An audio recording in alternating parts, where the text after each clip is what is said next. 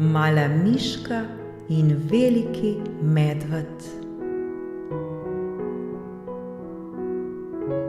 V majhnem gozdu je živela majhna miška.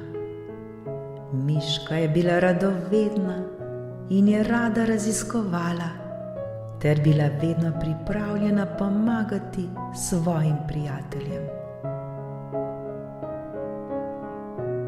Nekega dne je miška opazila velikega medveda, ki je sedel ob reki in žalostno gledal v vodo.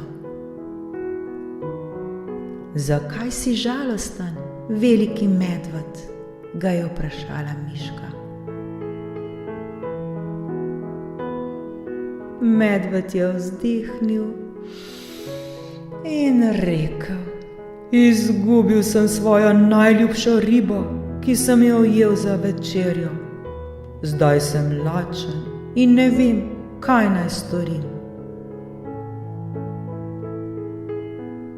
Miška je pomislila in se odločila, da bo pomagala medvedu. Ne skrbi, veliki medved, pomagala ti bom najti novo ribo, je rekla miška ter smuknila vzdolž reke. S svojimi drobnimi nožicami je tekala in iskala ribo.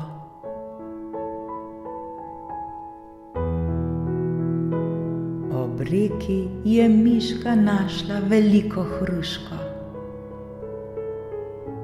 Poglej, Medo, kaj sem našla. Tukaj je hruška, le pojej jo. Medved se je nasmehnil in bil zelo hvaležen. Hvala, mala miška, ti si resnično sočutna in prijazna, je rekel medved in objel malo miško. Od tistega dne naprej sta mala miška in veliki medved postala najboljša prijatelja. Skupaj sta se rada igrala ter pomagala drugim živalim v gozdu in se učila, kako pomembno je biti sočuten in prijazen do drugih.